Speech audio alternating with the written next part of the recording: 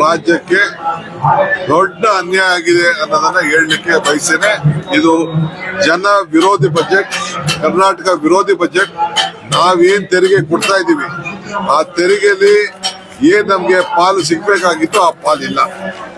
ನೋಡಿ, 7 ಹೈಸ್ಪೀಡ್ ರೈಲು ಮುಂಬೈ ಪುಣೆ, ಪುಣೆ ಹೈದರಾಬಾದ್, ಹೈದರಾಬಾದ್ ಬೆಂಗಳೂರು, ಹೈದರಾಬಾದ್ ಚೆನ್ನೈ, ಚೆನ್ನೈ ಬೆಂಗಳೂರು, ದೆಹಲಿ ವಾರಣಾಸಿ,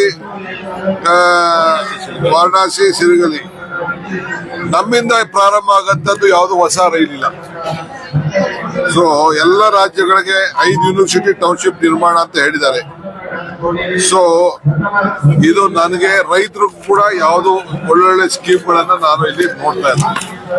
ಸೊ ಅದರಿಂದ ಎಂಪಿಗಳು, ಕೇಂದ್ರ ಮಂತ್ರಿಗಳೆಲ್ಲ ರಾಜೀನಾಮೆ ಕೊಡೋದು ಮೇಲು. 5,300 ಕೋಟಿ ರೂಪಾಯಿ ಏನು ಅಪ್ಪರ್ ಭದ್ರಾ ಮದ್ರಾ ಮೇಲ್ದಂಡೆಗೆ ಹೇಳಿದ್ರು ಅದನ್ನೇ ಮಾಡಲಿಲ್ಲ ಅವರು. ಮೇಕೆದಾಟು ನಾವು ಈಗಾಗಲೇ ಸಿದ್ಧತೆ ಮಾಡ್ಕೊಳ್ತಾ ಇದೀವಿ. ಇನ್ನೊಂದು ತಿಂಗಳಲ್ಲೇ 2 ತಿಂಗಳಲ್ಲೇ ನಮ್ದೇನೆಲ್ಲ ಕಂಪ್ಲೀಟ್ ಹೊಸ DPR ನಾವು ಇದನ್ನ ಮಂಡಿಸ್ತೀವಿ.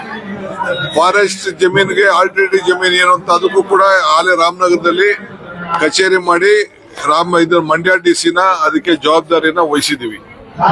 ಮಂಡ್ಯ ಜಿಲ್ಲೆ DC-ನೇ ಅದಕ್ಕೆ ಕೂತ್ಕೊಂಡು ಅದಕ್ಕೆ ಏನೇನ್ ಬೇಕು ಅದಕ್ಕೆಲ್ಲ, ಯಾಕೆಂದ್ರೆ ಮಂಡ್ಯಕ್ಕೆ, ಮೈಸೂರಿಗೆ, ಚಾಮರಾಜನಗರಕ್ಕೆ, ನಮ್ ರಾಮನಗರಕ್ಕೆ ಏನ್ ನೆನಪಾಗೋದಿಲ್ಲ. ಇದಕ್ಕೆ ತುಮಕೂರು, ಹಾಸನಕ್ಕೆ ಈ ಮೇಕೆದಾಟು ಇಂದ ಬ್ಯಾಲೆನ್ಸಿಂಗ್ ರಿಸರ್ವ್ ಆದ್ರಿಂದ ಆ ಜಿಲ್ಲೆಗಳಿಗೆ ಜಾಸ್ತಿ ಅನುಕೂಲ ಆಗ್ತದೆ.